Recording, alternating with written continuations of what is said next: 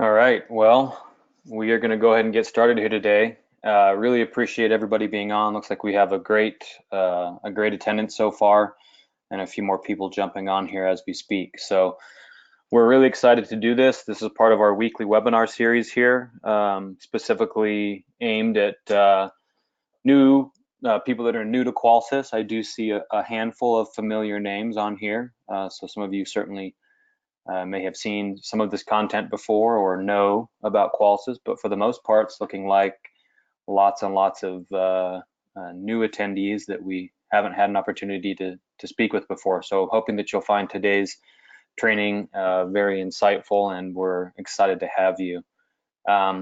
This webinar will go roughly 2 hours, maybe a little bit less. We'll see how fast it goes. We're going to go pretty in depth here into the technical side of the IQ Panel 2 and all that entails. We'll talk about some features and benefits. We'll give you a good overview. We'll go into the hardware side of it. We'll go into the software side of it. We'll talk about getting started and on your first install and some of the tools and testing that are built in there, as well as some additional programming, user interface, and then how you get support. So kind of a full agenda here today. Again, we're excited to have you. Everybody's on mute so that the presentation goes smooth. That said, there is a question window or a chat window there. And we do have Whitney White and Jesse from Qolsys helping me out here today. And they will be answering your questions as we go. So certainly as I'm talking, or if something comes up that you have a question in your mind, feel free to chat those in. We'll do our best to pick out some of the more important questions and kind of announce those for everybody's benefit, but we'll also respond to you privately as well. So please engage with us and keep those questions coming in as we go through this. I'm going to start with a quick overview. I'm going to skip the video because it doesn't play well on the GoToWebinar here. But I want to start with just a very quick baseline on who Qolsys is. I feel like if we tell you a little bit about our background, you'll better understand the product, how it's built, kind of the mentality behind it, the mindset behind it, and that'll make you better installers and better able to troubleshoot the system when the time comes. So Qolsys is a Silicon Valley company. We're headquartered out of San Jose, California. We were founded in 2010, and we were founded by two guys that were not traditionally from the security space. They're more from the high-tech technology space. And you'll remember back to 2010, security systems in 2010, for the most part, still looked a lot like they did in the year 2000, 1990, and even 1980. We were still kind of in the realm of rubber number pads on a wall for the most part, very little automation, very little app-based design. And of course, by 2010, we were all on our third iPhone. And so what was in our pocket, what was in our lives from a technology and a consumer technology space wasn't really matching what was in our home. And they saw an opportunity to change that. And that was really the impetus behind Qolsys and kind of what got started.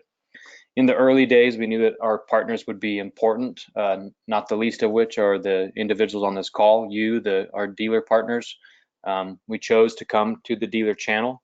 That was a very specific decision. We believe in this channel, and we believe in helping you be competitive in the marketplace. On the technology side, we have kind of four primary partners that I want to touch on briefly. The first is Foxconn, and if you don't know who Foxconn is, they're the largest manufacturer in the world. They manufacture every iPhone, iPad, Dell computers, Cisco routers, Xbox Connect, you name it, and they're our manufacturing partner. So we have a very special relationship with them. We feel lucky to be able to manufacture in their facilities. They have super high quality, and when you pick up the panel and touch it and feel it and go through it, you'll really see that build quality, that tablet style quality built into that. The next partner was Android, and Android was very important to us. You know, we could have gone out and from scratch tried to build an operating system and reinvent the wheel, but instead we chose to partner on Android. And you know, this is a lockdown version of Android. It's called Android SE. That stands for Security Enhanced. And we take it and we turn it into a security system. But out of the box, we get a lot of benefit from Android. We get software updates, we get camera processing, we get menus and structure, and the ability to be quick and nimble and pull features out of Android and turn them into security features. And so you'll certainly notice some Android style features as you go through the panel. But this really, really keeps us ahead of the game, keeps us nimble and fast in development, and in turn really helps you, you know, offer something to your customers that is modern and that feels familiar to them. Our third partner was Alarm.com. Hopefully you all know who Alarm.com is. We were very impressed with them as an organization when we first got started, and we've partnered very tightly with Alarm.com.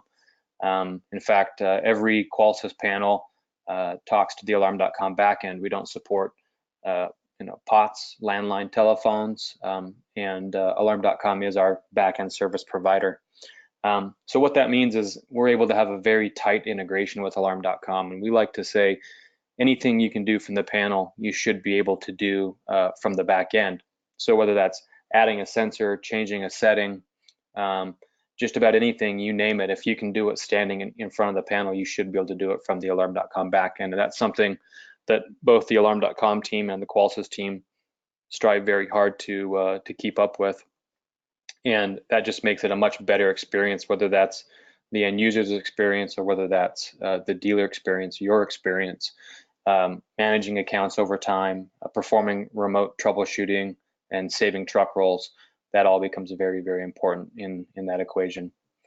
And then the fourth partner I want to talk about is Qualcomm. There's a good chance you also know who Qualcomm is. They're a chipset manufacturer.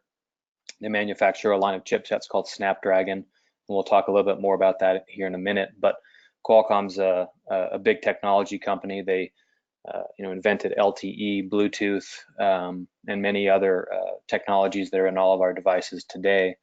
And they're just a really, really powerful partner to have, and to be able to run their chipset on the platform makes a real big difference. We had a first generation product. This is the IQ Panel 2 or 2 Plus is our second generation product. And as we compare those two products from the first generation panel to the second generation panel, we like to use the phrase better in every way. And if you think about this from a technology perspective, a computer or a phone perspective, we all know how much better they get year over year. Well, the first generation panel to the second generation panel was about a 4-year gap, 4 to 5 year gap in development between the start of one to the start of the other. So you can imagine the difference that you see from just a chipset perspective and a processing power and a compute perspective between the two models.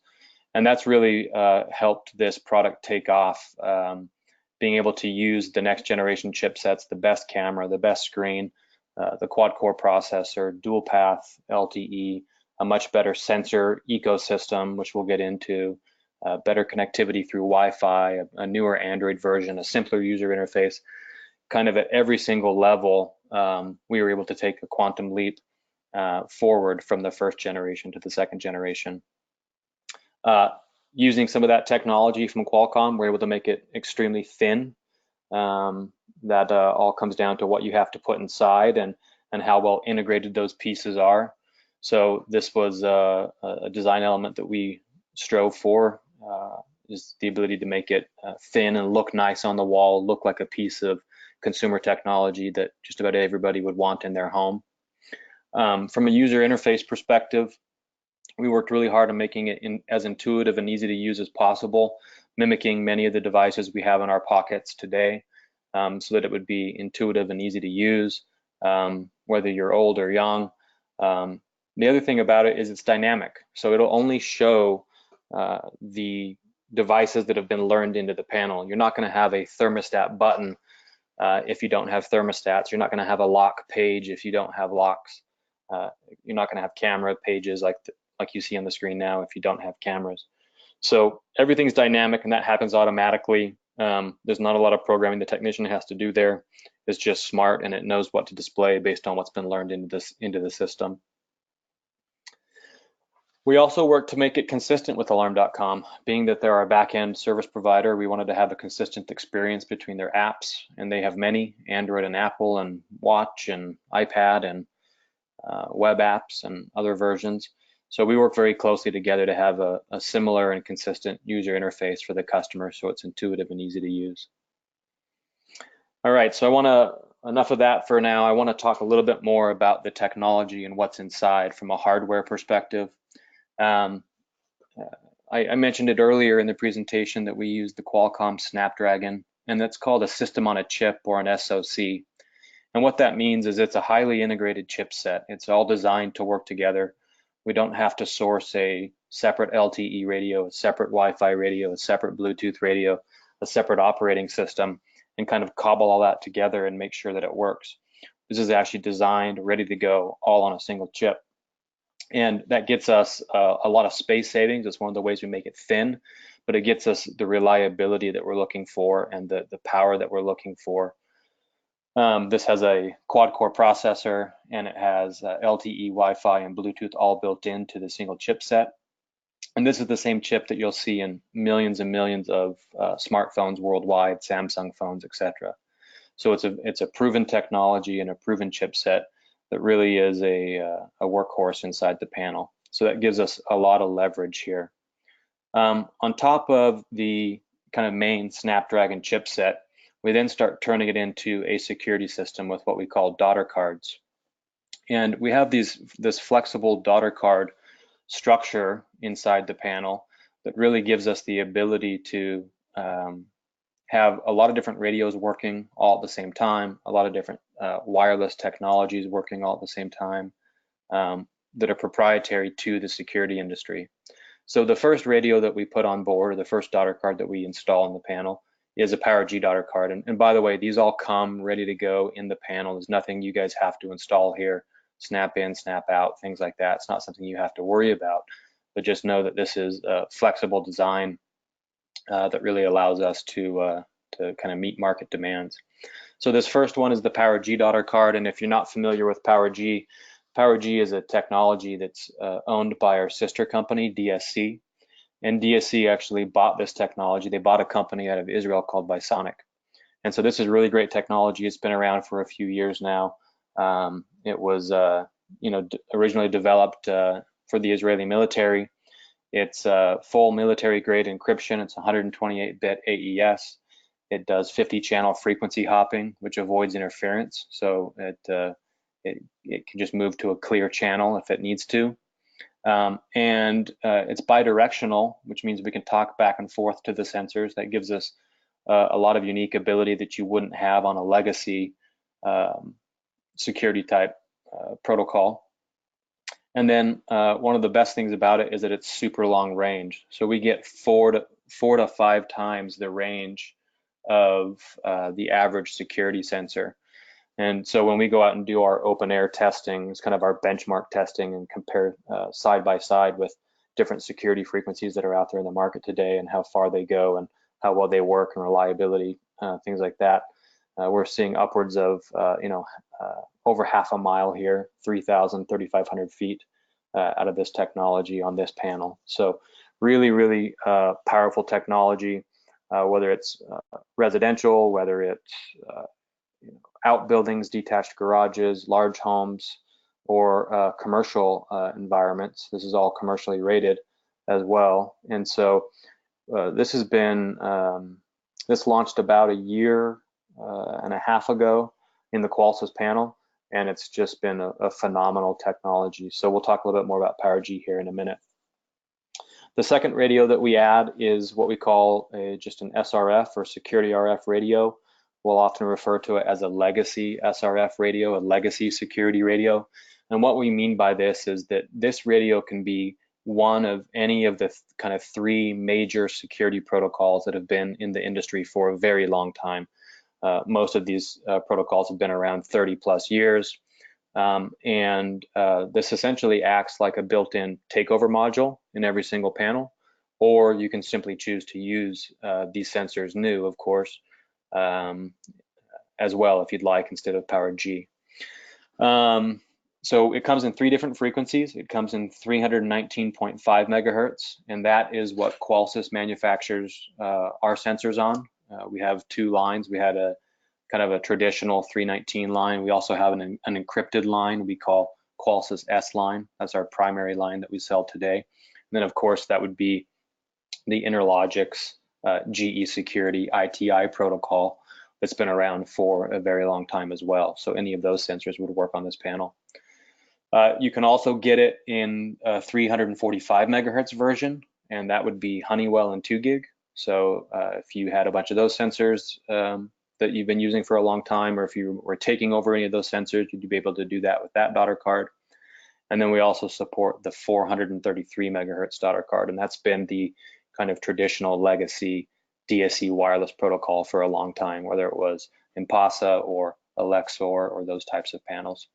So you can see that with PowerG on board on every single panel, and then a choice of security radios, legacy security radios in the bottom daughter card slot, it really gives you the ability to kind of tackle just about any type of install in the marketplace, whether it's an existing install where you're trying to save on cost and reuse some of what they've already bought, or whether it's a new big commercial install and kind of everything in between.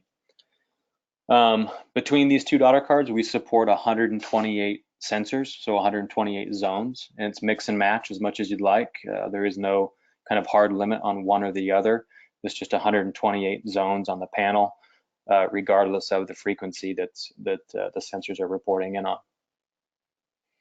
And then the third daughter card that comes on every panel is the ZWave Plus daughter card. Now, I'm sure you're all familiar with ZWave. It's a mesh network protocol. It's used for home automation in our space, and it's kind of become the predominant protocol for that over and above Zigbee. And we support up to 137 ZWave devices. So that would be on top of the 128 security devices. And we have that broken down into a couple different categories. It's 80 lights, so up to 80 lights can be added on the system, 20 door locks, 10 thermostats, 6 garage doors, and then what we call 21 other devices. And an other device would be basically anything that wasn't in one of those previous categories. So it could be a ZWave siren, it could be a dedicated ZWave repeater, or a ZWave water valve, etc. Those are going to be counted against the 21 other style devices. Now, one of the other benefits of ZWave Plus is it's also the next generation chipset for ZWave. The original ZWave was called ZWave 300. This is ZWave 500 or ZWave Plus. It's significantly better if you've ever dealt with ZWave before, as far as range and meshing and kind of self-healing. It's about double the range of the original ZWave version. and it's just very, very fast. So again, if you've ever dealt with a ZWave Plus controller like this, the response time is just much quicker. You don't have a spinning wheel waiting for the light to turn on or off, things like that. It just happens almost instantly. Okay, now lastly, we do have an expansion slot on the panel, and this gives us the ability to stay current, to add new hardware over time. This could be just about anything you could imagine down the road. It could be a new wireless protocol. It could be Zigbee, it could be an Ethernet port, it could be many different things. And so we like having the ability to stay nimble on this platform and kind of future-proof it, where we're able to use the powerful hardware and the powerful software together to stay relevant over time. I'm going to skip this PowerG video here, but what you end up with then is 3 different flavors of the panel. And so you'll see that each one has PowerG. That's kind of standard on every single panel. You get that PowerG radio no matter what. And then you get to pick and choose which legacy radio you want. So again, did you want that 319 Qolsys Interlogix radio? Do you want the 345 2-gig Honeywell radio? Or do you want the 433 DSC radio? They come in colored boxes, so you'll often hear us or other customers refer to them by those names, the gold box, the silver box, or the red box. And then you can get them in one of 3 different cell carriers as well. So Verizon, AT&T, or TELUS, and TELUS being for our Canadian customers. So lots and lots of options here for you. Really just about anything, between these 3 panels here, you could really tackle just about any situation that you'd walk into. What this all boils down to is it's perfect for residential installs, and we're going to talk about some of these features a little bit more in detail here as we go through the presentation. But there's things like Bluetooth disarming and built-in panel glass break and live view and photo frame, things that residential customers care about. You're able to walk into a home and use the legacy radio to take over existing devices, including life safety devices. So if there's an existing 345 smoke or 433 smoke, we're rated to be able to use those smoke detectors because we're not translating and repeating the actual smoke detector itself. We're listening to the protocol natively, the same way that any panel would listen to that natively. So there's a big benefit on takeovers and saving money, but there's traditionally shorter range. Most of those legacy protocols are unencrypted. And so having the PowerG as an overlay where you can mix and match and use that as needed in larger homes or where you want to add encryption is really a powerful feature to have. The next thing we're finding is that this is perfect for small business and commercial as well. So this panel is UL 1610 rated. It does have a commercial rating for burglary. It supports partitions. It supports Alarm.com's access control, so we're fully integrated with that. You can lock the screen out so that unauthorized users can't use the system, and especially for small business owners, they like to see who's coming and going, and so the disarm photos work really great for that. You add in the PowerG in a commercial space, and it works really, really well where you've got these larger commercial spaces. These PowerG sensors are designed to work on concrete and metal. They're ultra long range. They're listed for commercial applications. Many of them are purposely designed for commercial applications to save battery on frequently open doors and things like that, and are just really designed for a heavy use commercial style environment. You can add up to 8 repeaters on PowerG. So you've already got this long range protocol, and then you can add up to 8 repeaters, allowing you to really boost the range of these sensors. Now, it should be noted that the repeaters are not cascading, so you wouldn't go from repeater to repeater to repeater. PowerG can only go 1 hop. So even though you can have 8 repeaters, it's in what we call a star diagram. So if you had a very large site, your goal would be to centrally locate the panel and then to have repeaters going outward in a star diagram out towards your sensors if needed. But that would be a very large install if you were using 8 repeaters. Partitions are very nice. I mentioned that we have partitions that launched about a year ago. It was simply a software update, and every single panel that wanted it can go ahead and enable partitions. It's just an option and setting. More recently, we added global arming and global sound distribution for partitions to make that even more usable, whether it's residential or commercial. One of the other features I want to touch on real quick is what we call live answer on the panel. So this is actually the ability to answer the video doorbell directly on the panel. It'll still go to your phone and all the places you're used to having it go, but we can now answer this directly on the panel as well. And we support the Skybell HD and the Skybell Slim. We're also working with Alarm.com. Some of you may have heard about some of their new versions that are coming out. So we're working with Alarm.com on their newer doorbell versions as well to support those as soon as they hit the market. The nice thing is that you get a pop-up notification directly on the panel. The panel actually makes a doorbell chiming noise, so it can act as your chime if you'd like as well. And then you can answer that video directly on the panel and access that feed. From that feed, you can talk back and forth and have a two-way audio session. You can unlock the door directly from that screen, and you can disarm the security system directly from that screen. So really, really nice to be able to do all that from a single user interface. And it's been a very popular feature. The other thing we can do other than video doorbells is we can actually just see the Alarm.com cameras on the screen. So we support virtually all their new models. They're always coming out with even newer ones. Anything within the last year or two is fully supported on the panel. Some of them have audio, some of them are video only.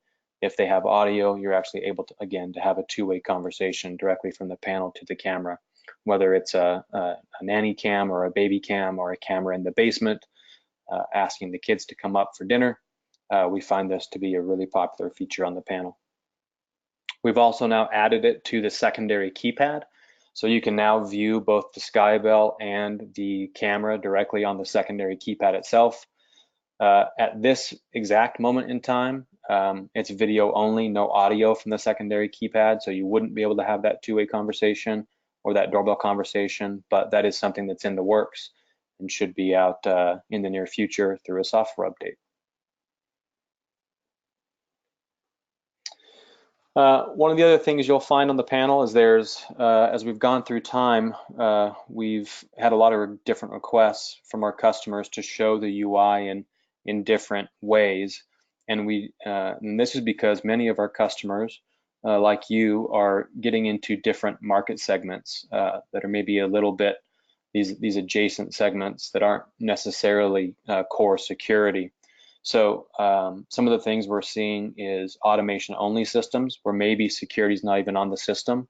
So we have the ability to actually turn the security page off on the panel and just show an automation page only. This works particularly well in smaller automation systems, apartments, MDU, multifamily type situations, Airbnbs, things like that, where maybe they decided they didn't actually want a security system, but they did want some automation on the panel.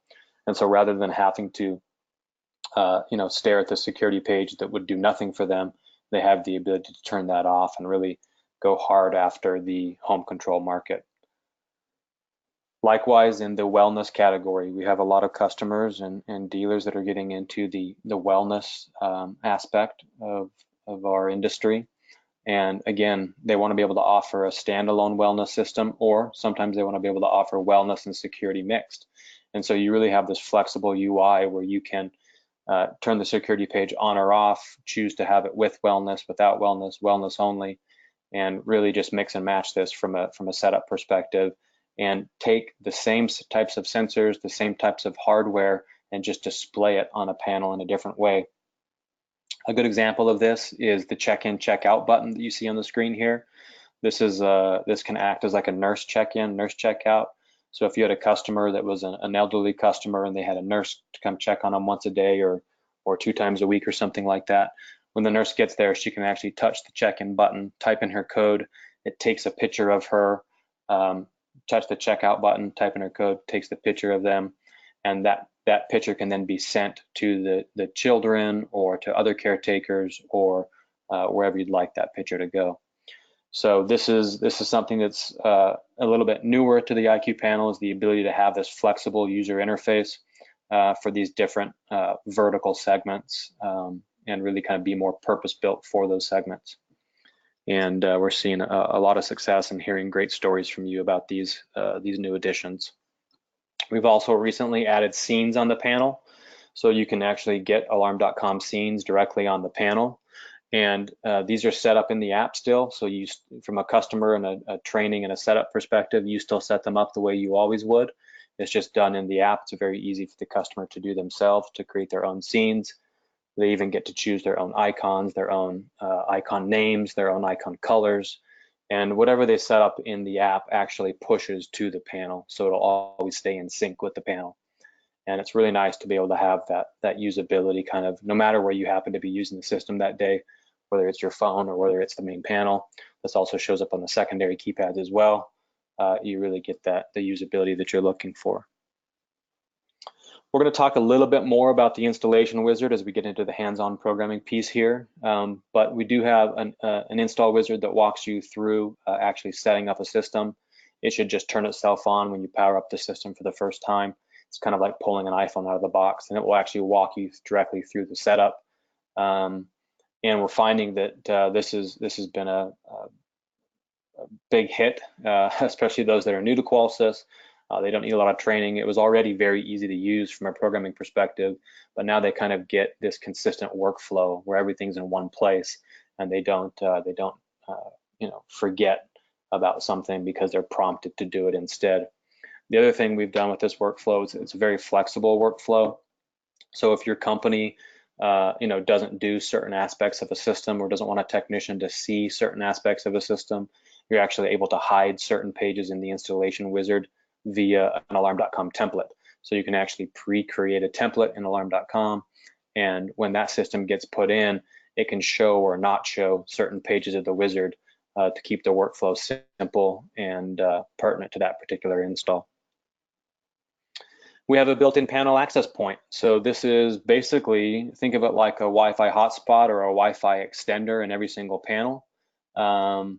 Some installs you may use this, some installs you may not use it, but it's a great tool to have in your tool bag for when you need it. You could connect secondary keypads to it. You could connect cameras to it. You can connect doorbell cameras to it. Maybe you've got a doorbell right at the front door, and then just inside the front door, you have an actual panel mounted there. And if you've ever done a doorbell, you know that it can be hard to penetrate the exterior of the home and go all the way to wherever the router happens to be in that home. So by being able to hop the doorbell to the panel access point and then have the panel pass it to the home router, we find in certain installations that's really, really helpful. So this is built into every single panel. You choose whether or not you want to turn it on. You get to name the SSID. You get to set the password. It's basically a private network that you can pair devices to, and it's not like the customer will be watching Netflix on this access point. We also have dual path built into every single panel. So what is dual path for Qolsys? This is the fact that we have LTE and Wi-Fi on every single system up and running all the time. Now, you don't have to connect to Wi-Fi. You can run it on cellular only, but obviously, if there's Wi-Fi in the home, you want to do that. You get a lot of benefits from having Wi-Fi on the panel. You get reduced latency. You get reliability and redundancy built into the system. You also get software updates over Wi-Fi and several other things. So Wi-Fi is very nice to have on the system and just adds to that reliability factor. The other thing that you'll see built into the panel is language support. So many of our markets up in Canada speak French. Many of our markets in the United States speak Spanish. And you have the ability to simply toggle the entire panel between French, Spanish, and English. We call it a bilingual toggle. So you choose which two settings you want those to be. The default is English and Spanish. And you can simply change the entire panel from one language to the other with the touch of a single button. You can mix and match that however you want. I guess if you wanted the toggle to be French and Spanish, you could do that. That would be kind of an odd home, but that might exist somewhere. The other thing I want to just bring your attention to is the actual security of the security system. Security today is so much more than a door window sensor and a motion sensor. From that perspective, we really think about it as system security. And so that starts with the operating platform. That starts with the Android SE. It's fully locked down. It only talks to the Qolsys cloud and the alarm.com cloud. And and it's the security enhanced version of Android, which uses a token-based authentication for every single process that runs on the panel. It's very, very difficult to defeat. We have built-in firewalls. We have cloud token authentication. We've got a secure connection to alarm.com. Of course, we have encrypted sensors, whether that's PowerG or whether that's the S-line encrypted sensors. Both those are encrypted. You get the visual verification from the panel camera, jam detection, and Bluetooth disarming, all from the panel. We have a built-in panel glass break. What this does is, we thought about this for a while. Well, we thought to ourselves, what is a glass break detector? Well, it's a, it's a piece of plastic. It's got a battery and a transmitter inside. It's got a microphone and an algorithm that's listening for the characteristics of breaking glass. Well, we can certainly do that on the panel. We've got two really great noise canceling microphones. We've got, a lot of horsepower on the software and the compute side to be able to have a really advanced algorithm for breaking glass. And so we simply turn this into a software feature. You can choose to turn this on, turn it off. It's totally up to you. If you turn it on, it just takes up a zone like any other normal glass break detector would. It reports to the central station the same way. So really great, especially if you have the panel installed in a location near glass, right? Like by the front door, by a side light or a transom window, maybe in a kitchen, something like that. Really benefit to have this built in. And I think initially when we came up with this feature, we kind of thought to ourselves, well, geez, we make money selling glass break detectors that people put up on a wall. Maybe this will cannibalize some of our glass break sales. I think the opposite has actually come true. For most of our dealer partners, this becomes a great talking point in the home, whether that's the salesperson or whether that's the technician asking for upgrades. Being able to say, hey, you've got a free built-in glass break detector in the panel that's protecting this set of glass. Let's talk about the other windows in your home. It becomes a really nice conversation starter in the home. The other thing we did, so we kind of call that a virtual sensor, by the way. It's built in, it's a software feature. We also did the same thing with Bluetooth, and we thought about key fobs of old and kind of, some of the flaws that they had. And we thought, well, everybody's got a key fob in their pocket. It's called their smartphone. And yes, they can take it out and they can launch the app and they can arm and disarm and do certain things from the app.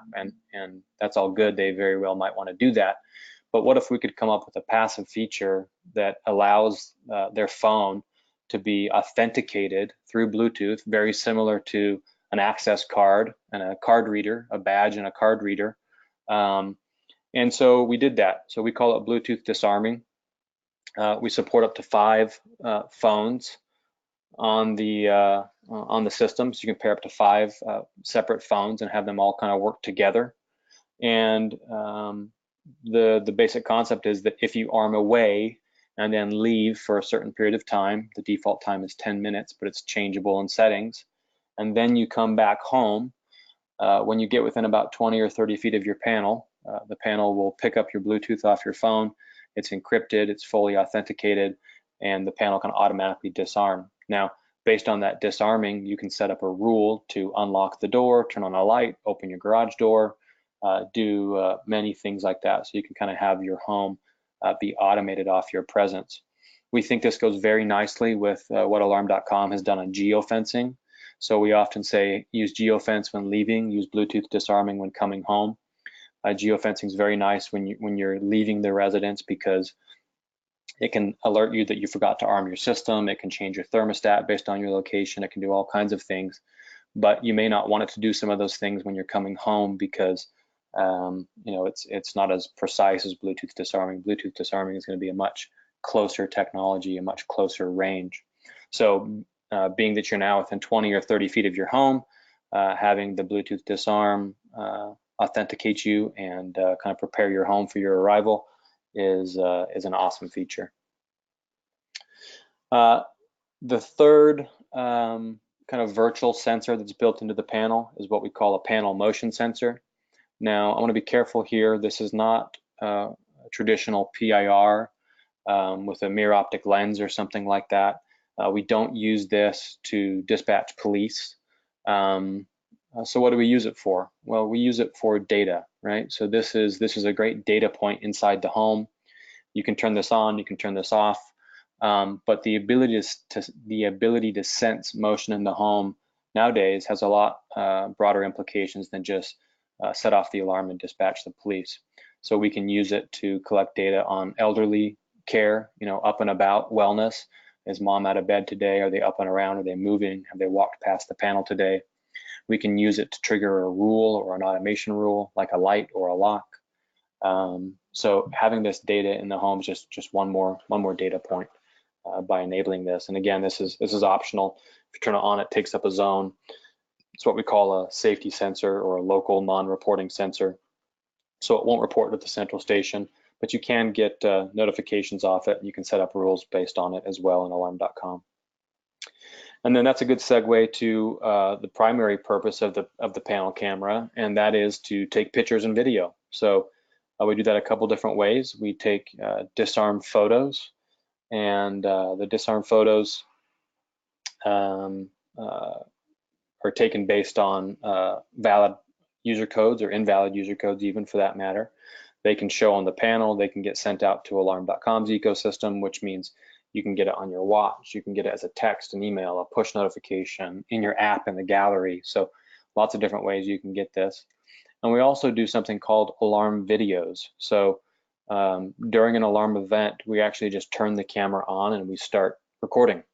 And we'll record a 4-minute video or until the siren is the siren stops, which is typically at 4 minutes by default, and we'll store that video on the panel. Now, we're not yet sending that video out to alarm.com because it's not something we do yet. We're working on the compression ratio and getting that out to their backend in an effective manner. You'll likely see that here in an upcoming software update, the ability to have that alarm video go to the cloud as well, in addition to the disarm photos. You can also do peek in now and peek in next motion. So from your app, you can say, hey, I'd like a picture of the, whatever the panel's looking at right now.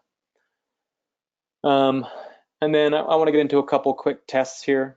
We have the advanced sensor test that's built into the panel. This is a really nice sensor test. And this really helps you as installers understand what's going on in the home from a wireless RF perspective. Now, this is what the test looks like for all the legacy sensors. So 319, 345, 433, this test is kind of purpose built for those sensors. And we say get it right before you leave. And what we've seen in the past is the way that technicians test the system is that they put the sensor up, they open and close it, which means the panel is going to chime, and then they kind of assume it works. Well, if you look closely on this diagram, you've got a red line and you've got a yellow line down there. And what we do with the panel receiver is we actually measure the noise floor in the environment. So on that particular frequency, be it 319, 345, or 433, we're seeing the measurement level, kind of how low can we go and still pick up an actual packet from a sensor. We then go another 6 dB, and we go 6 dB up to add some margin. We draw a red line. We go another 6 dB up and draw a yellow line. And this really gives you the ability to see how close you are to that noise floor. So if you're above the yellow line, it's going to be green, like shown here on the graph. If you dip down into the yellow, it's going to be yellow. It's kind of your caution zone. Like, hey, you're getting low. It should still kind of work, but you're getting low. And certainly if you're in the red, it's still working today, but it's not likely to work tomorrow, right? You're going to have RF fails or supervisory fails. So again, this really allows you to see what's going on in the home and then make adjustments. Maybe you'll need to move the sensor 6 inches or from the bottom of the window to the top of the window, from vertical to horizontal. And those things can actually have sometimes a dramatic effect on the way the RF kind of attenuates in the home, its penetration, its pattern, all that kind of stuff, its radiation pattern on the antenna. And so what you can do is you can move the sensor around, open and close it a few times, come back and look at your graph. Did you make the sensor worse or did you make the sensor better? And ultimately, you can work on it to get it right before you leave. That may end up being, hey, let's add a repeater. That may end up being, hey, let's use a PowerG sensor on this particular window. You have several different options that are available to you. Likewise on the ZWave side, ZWave has been one of those protocols that for many of us have been a bit mysterious over the years. We've all kind of learned that it's a mesh network, right? And I think we all hopefully kind of understand what that means. It means it's a whole bunch of giant stepping stones and things can hop from one to another to get back to the main panel. But we haven't really had the ability to see that network or understand that network until now. And so when something doesn't work, you kind of throw mud at the wall to see what sticks. You take several LAMP modules or ZWave repeaters. You kind of guess based on what you might think would work. You plug them into several places. You rediscover the network, and you hope that it becomes more reliable. So we'll talk a little bit more about this later in the training, how to use these tools. But just know that there are some really great ZWave tools here for you to be able to use. We've also added something new called ZWave Smart Start. You're going to be hearing a lot more about this in the coming year or so in the ZWave world. ZWave devices are starting to come with QR codes on them and what's called a DSK. A DSK is essentially a serial number for that device. This allows for us to do several things. One, we can pre-pair the devices, and then when you power up the device and the panel, they automatically find each other. And two, it allows us to actually just pre-pair it using the QR code in the panel camera to scan the QR code so it can auto pair it right into the panel. And then rather than running around the house pressing include on the panel and then include on the device and kind of running back and forth, you can simply scan all your devices into the panel, go put them in their final locations, and when they power up, the panel should automatically find all those devices. So this is a very cool technology, and it's built into the panel today. A lot of the ZWave devices are still kind of catching up with the barcodes and the DSKs and the Smart Start firmware built into them, but you'll see more and more of those devices kind of coming into the marketplace today. We also have a bunch of other system health tests on the panel as well, whether it's a Wi-Fi test, cell test, dual path test, daughter card test, panel glass break test. There's a lot of other tools that are built in here for the technicians to be able to use and to properly install the system. All right, so we're kind of nearing the end of the overview here, but I wanted to recap real quick. You've got what's called the IQ Panel 2 Plus. That's the panel we're shipping and selling today. The Plus means it has PowerG inside. And again, you've got those three different flavors of panels. You've got the gold box, the silver box, and the red box. You also have a whole host of PowerG devices that you're able to add to the system. And these are a lot of the PowerG devices that are compatible today. You can see there's lots of different versions of door window sensors, lots of different motion sensors for different applications. One of the really cool things about the smoke detectors is that they're actually what we call wirelessly interconnected. Because they're bi-directional, when one smoke detector goes off, the panel can tell all the other smokes to sound as well. So we call that wireless interconnect. One go, all go, and that's really big in a lot of states for certain fire code applications and things like that. And to be able to do that wirelessly is pretty cool without a hard line between the actual devices. I'll also point out here in the bottom left, there's some really nice PowerG sirens that add to the portfolio as well that seem to be pretty popular. There's an indoor siren and an outdoor siren with strobes. Both of them have a strobe. And that really gives you a nice wireless siren option that's easy to install. They're both battery operated. You literally just pair them to the panel and screw them to the wall. And no need to run a transformer or a power wire or a wire all the way back to the panel. So that seems to work really well as well. On the Qolsys S-Line side, so the traditional 319 devices, except these are our secure devices or our encrypted devices. We also offer a full line of sensors as well. And then, like I said, the vast majority of the Honeywell sensors, 2 gig sensors, Interlogic sensors, or DSC sensors will work with their respective flavored panels as well. We maintain a list of devices that we kind of test and certify with on our dealer portal, which we'll talk about a little bit later. So if you ever have a question about a specific device, you can go there and you can find the list of devices that we've tested. We haven't tested everything under the sun, but the vast majority of them we have, and they work great. Okay, so that was kind of fast. That was a lot of information. We've talked about just about everything you're going to see popping up here on the screen. We're about 50 minutes in, so we're pretty much on track here, maybe slightly ahead of schedule. Let me do this real quick. Let me see if there's any interesting questions from the audience here real quick. Hang on just 1 second. Sorry, I'm having a problem here. All right, so see if there's any questions here real quick. I don't see a whole lot of questions coming in, guys, so feel free to type those in if you do have questions as I'm talking. Please be sure to ask a question for Whitney and Jesse to answer, and they will gladly do that. So we'll check back on that here in a few minutes. All right, so I'm going to move on to the hardware piece a little bit. So most of these screenshots you're going to see here are directly out of our installation manual. I like to use that because that really reinforces what's in there.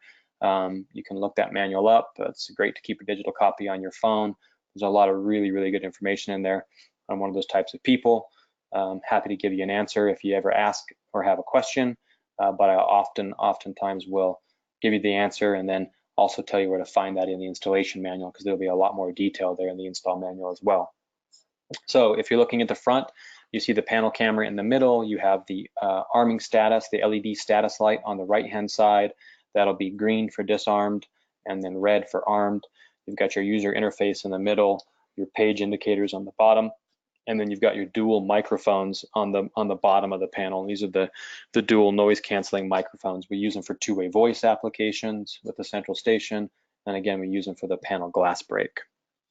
If you flip the panel over and were to look at the back of the panel, you're going to see a lot of different mounting options. So there's 6 different mounting holes, and this actually matches up to the gang box standard, so it can be single gang, double gang, or triple gang, or whatever might happen to be there. Maybe there was a mud ring installed in that residential home before, you're able to bolt right to that mud ring, or maybe it's a metal box in a commercial style application with conduit, you're able to bolt right to that metal box, which is nice. You've got a micro SD card slot on the side. You've got a left and a right speaker. You've got a big siren that fires out the back. You see the microphones again. We're going to talk real quickly. You've got this RF routing hole here. This is a really important thing that we're going to touch on. The legacy radio, the 319, the 345, and the 433 radios are all the legacy RF. Those are what we call narrow band. They're in the 300 to 400 megahertz. And narrow band RF doesn't play nicely with wideband RF. And so the rest of the antennas on the panel are wideband, right? So 900 megahertz and higher, things like PowerG, things like ZWave, things like Wi-Fi and cellular and Bluetooth and all that kind of stuff is up in the wideband spectrum. And so one of the ways we keep this product so thin and sleek and still get good sensor range out of it is by having a little pigtail antenna for the legacy sensors that comes out the back of the panel. And that's what this dedicated RF routing hole is for here, or this antenna hole is for. So we'll talk more about that here in just a second as we get into the mounting of the panel, but it is important. You'll notice that that antenna is sticking out that hole when you get it from the factory. Let's make sure that it stays coming out that hole, and then it would dip down inside into the wall. So again, we'll show you an example of that. This should look pretty familiar here. If I was to take the back cover off, this looks similar to a slide I showed you already. You're going to see the daughter cards. You're going to see the cellular antenna, the expansion slot. Your battery comes pre-installed and pre-plugged in, ready to go. All you have to do is hold down the power button on the side of the panel to turn it on. You've got your siren and your speakers and your microphones down here, your tamper switch. But on the terminal block, you've got 2 ways to wire it. You've got a barrel jack, and you also have a toolless terminal block. And I'll show you that here in the next slide or two, but 2 different ways to wire it up. And at the bottom of the screen, there's a big red caution note. And again, this is right from the installation manual. And the install manual, and what it basically says is, you know, don't disconnect the power without properly powering it down. And the reason we say that is because we are now in the age of computers, right? This is essentially a computer, a tablet. It's running a processor, it's writing to memory, and we don't want to abruptly shut it down if we don't have to. It has some really good recovery mechanisms. 99% of the time, you're not going to have any problems if you do that, but we do want to reinforce best practices where you're shutting down the panel properly, just like you would your phone or your computer. And that's a little bit in contrast to what we do as an industry and what we have done for a very long time as an industry as technicians. Pretty much on any product, whether it's cameras or access or security or just about anything, if you're kind of having a problem with it, the first thing you do is you power cycle it, right? And historically, the way you've power cycled these devices is just yank out the transformer and yank out the battery, plug it all back up, and you're good to go. But we want you to do that same thing a little bit differently on the panel. We've actually built in a menu for you, so you can go into settings, and there's actually a power down button. You can power down from the menu just like you would your phone or your computer. That'll shut everything down in a graceful state. And then you can go ahead and unplug the transformer and the power if you need to. We also have a panel reboot button built in. So maybe you don't want to power it down, but you just actually want to power cycle it. I always say put your screwdriver away, walk up to the panel, go into settings, hit panel reboot. That'll kind of restart the system. And if there was anything going on in the code or in the software, it should be able to restore itself and get rid of whatever was happening. Very rarely, in fact, virtually never, I've never seen a need for this, but we do have what's called a hard reset. Now this would be the same as unplugging the battery and unplugging the power. So again, you probably don't want to do this unless you felt you absolutely had to. I haven't ever seen a case for this, but you can hold down the power button for 30 seconds and it will kind of force reboot the system. Of course, if the panel's armed, then it's going to go into alarm. So just a heads up there. All right, I want to talk real quickly about the wiring diagram. The wiring diagram is right from the installation manual, and there's a couple of key bits of information that I want to point out to you. Again, first you see the dual wiring methods, so you can wire with a barrel jack, and we ship the panel with a transformer and a barrel jack piece of wire, or you can use your own wire, and if you're going to use your own wire, then we'd want you to wire to the custom wire terminal, the red and the black terminal. They're actually color coded in the back of the panel, red and black. So hopefully you know red's positive, black's negative. And one of the things we want you to think about a little bit is how long your power run is. And we won't go into detail here today, but if you remember your level 1 NBFAA class, you'll remember learning about voltage drop and how to calculate voltage drop. That's kind of the only thing we ever get concerned about. Now, the specs here in the manual are pretty conservative. One, we want you to use 18 gauge wire whenever possible. Our older panels shipped with a 5.5 volt transformer, and we said not to go longer than 25 feet. All the panels for the last almost 2 years have been shipping with a 7 volt transformer, and that can get you significantly farther. So again, the manual says 100 feet. Now, if you actually do the voltage drop calculation, online or on a piece of paper, you'll actually realize that you can get much closer to 200 feet before you drop down below the 5 volt threshold limit, which is where we want you to be. We want you to stay above about 5 volts. That's what the system needs to run. It's a mobile operating chipset, so 5 volts is kind of the standard there. But we ship it with a 7 volt transformer, giving you a lot of flexibility in your installations to run the wire longer than you might otherwise. So again, 7 volt transformer, that's the standard. 18 gauge wire will get you almost 200 feet. 22 gauge wire will get you about 90 feet if you do the voltage drop calculation. But we like to sandbag a little bit here, and we're saying use 18 gauge only up to 100 feet just to make sure it's ultra reliable. There is 2 sensor inputs, so 2 hardwire inputs. They're closed loop circuits. Some people call that normally closed. I call it closed loop. And it's a 4.7K EOL resistor is what should be used on that loop. We also have a siren output. Now this is not an output in the sense that it's outputting voltage to the siren. It's just a control output or an open collector, pulls voltage to ground.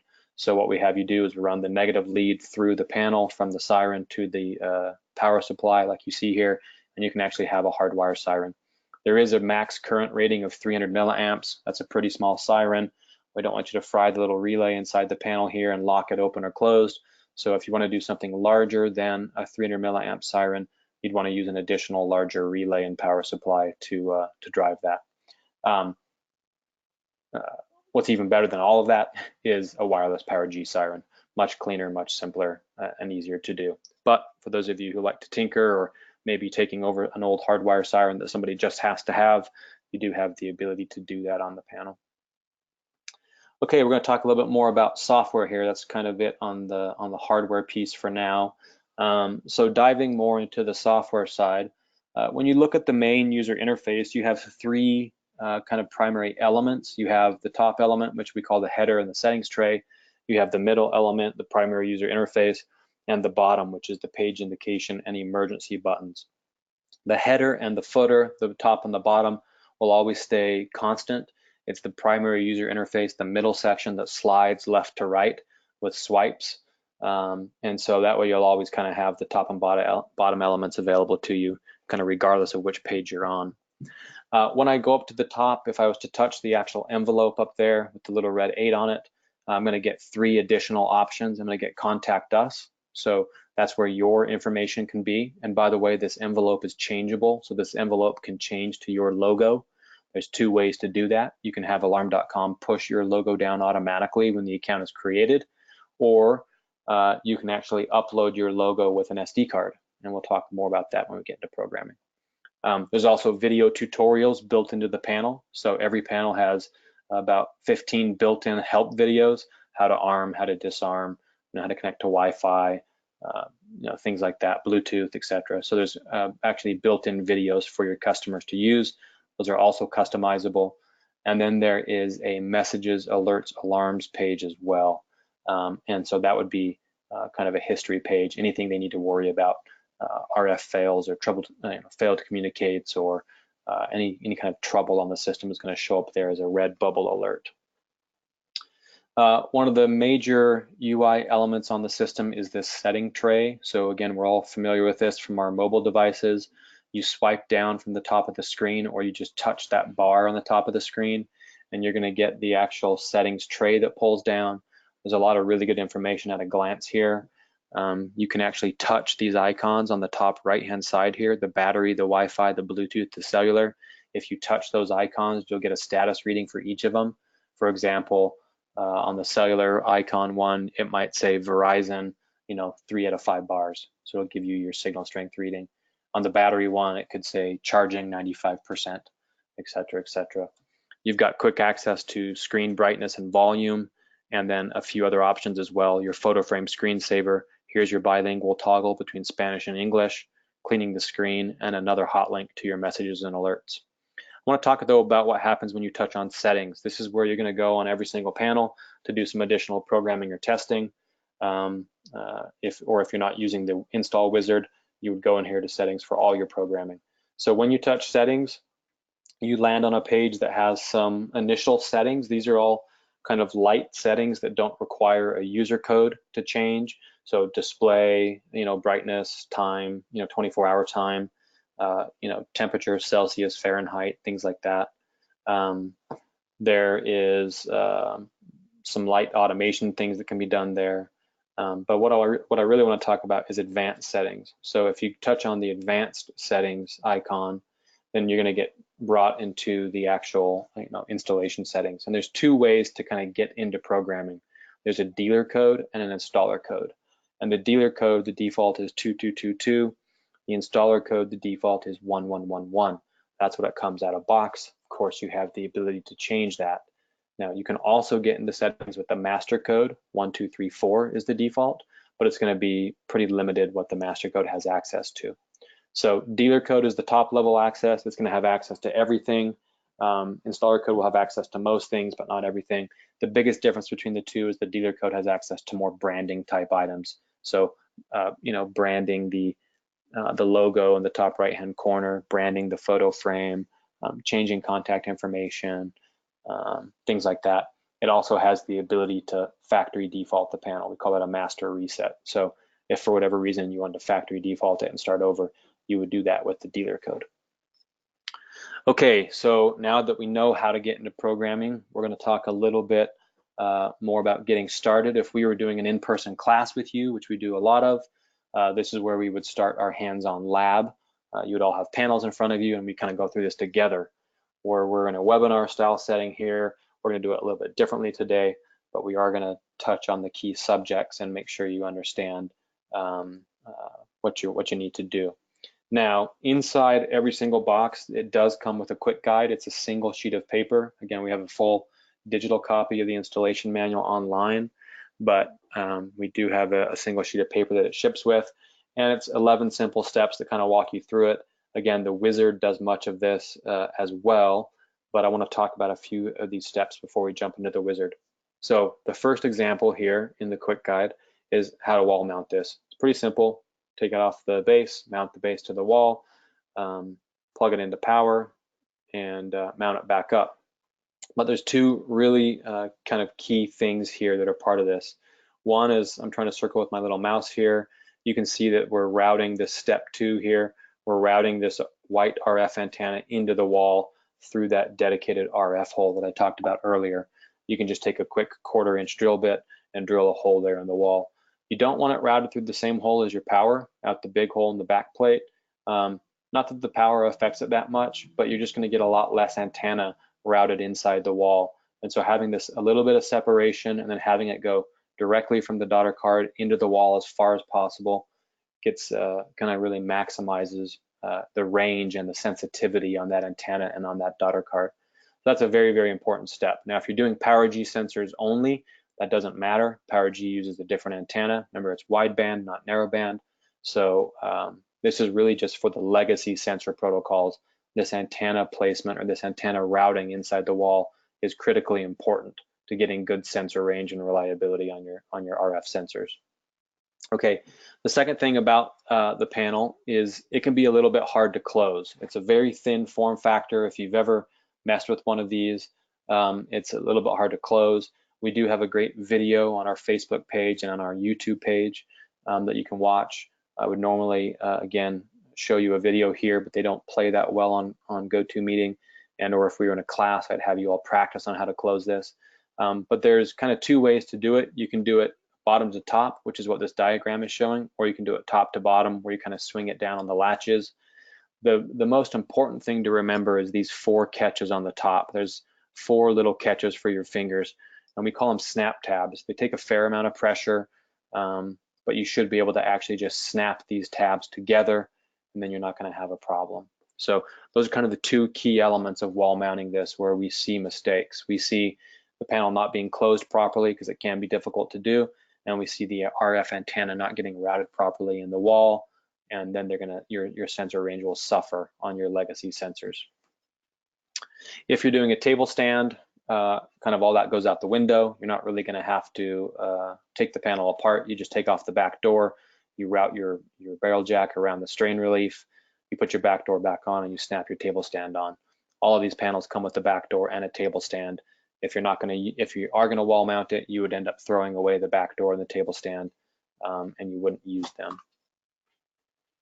And I'm going to skip that video there because, again, it doesn't play that well here on the webinar, and that was about closing the panel on the RF antenna. All right, so now that we're mounted up and going, you're going to connect your power supply, of course, positive to positive, negative to negative. The screenshot's a little bit old. It says a 5.5 volt power supply. Again, it ships with a 7 volt power supply now, and that's totally okay. And then you're going to press and hold the power button on the right-hand side of the panel for 3 seconds to power it up, and then the panel will boot. If you haven't already created your alarm.com account, now is a good time to do that. Most of you probably would have already had that created ahead of time or when you first walked into the install, and that way the SIM card can go off and get registered. I always recommend creating the alarm.com account as early in the process as possible. That really gets things working on the back end with Verizon, AT&T, getting SIM cards registered and everything off and running, so that by the time the panel powers up and starts talking to the tower, everything's ready to go. So that's kind of a best practice there. And then when you power up the panel, it's going to launch you straight into the install wizard. So we're going to spend a little bit of time here walking through this install wizard. It's really easy to do. The first thing that you have is the welcome page. and there is a little, I call it the hamburger icon. It's the little menu icon in the upper right-hand side. If you wanted to skip the wizard, you could go to the hamburger, slide all the way down to the bottom and hit exit wizard, and it would allow you to actually exit the wizard without going through it, and you can go into kind of hand programming traditionally. But we recommend that most of you go through the wizard. It's really nice and intuitive, and so you're going to go ahead and hit start. The first thing we want you to do is connect to Wi-Fi. It's a pretty simple Wi-Fi connection screen. You get to pick the Wi-Fi network you want to connect to. It'll show you when it's connected and actually having internet. Again, the reason you want Wi-Fi wherever possible is for software updates, secondary keypads, dual path connectivity, lots of good reasons to be connected to Wi-Fi. So don't forget to do that whenever possible. And then the panel is going to go through and it's going to perform a whole bunch of system checks automatically.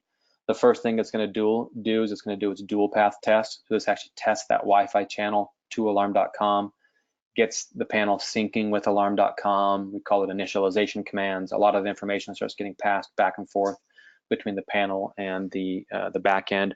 This all happens in the background. So it'll only be on this screen for a couple of seconds, and then it will say Wi-Fi path tested successfully. It'll then check your AC power to make sure it has power, that it's charging. It'll check your battery, make sure that everything's good there. It'll go through and it'll check all your daughter cards. So it starts with ZWave, and this takes a few seconds, and then it goes to the PowerG daughter card, and then it goes to the S-Line daughter card. So this kind of just marches right on through, checking all your daughter cards, ensuring that everything's correctly in there, ready to go. It'll then automatically do a cell test. And again, at this point, you have to have an alarm.com account created. So that's the reason it's good to have that created as early as possible. If you don't have the alarm.com account created, or if for whatever reason the cell test doesn't pass on the first time, it'll time out. It'll give you the IMEI. You can double check that you registered the right IMEI with alarm.com. You can either choose to retry the cell test and send it again, or you can simply hit skip and you can come back to the cell test later in the install, or run it manually later in the install if maybe you created your alarm.com account a little bit late and you're waiting for things to kind of sync up in the background. Assuming it passes, this is what that would look like. It'll give you the carrier. It'll show you the signal strength rating. In this case, we have 3 out of 5 bars. And then it's going to go ahead and do an actual download from the back end. So this would be any kind of template that you may have set up. So if you changed certain settings or configurations, if you, are turning off other wizard pages or doing anything else automatically via a template, that's what would be happening at this stage here. And it's going to download all your customized programming from the alarm.com cloud and dump it right into the panel to make your life easy. Then it will say system settings downloaded. You'll hit next, and it'll go right into sensors. If there's already sensors that have been added, maybe from the cloud, from the back end, maybe they were pre-provisioned or prepared, you'll get to view the sensor list.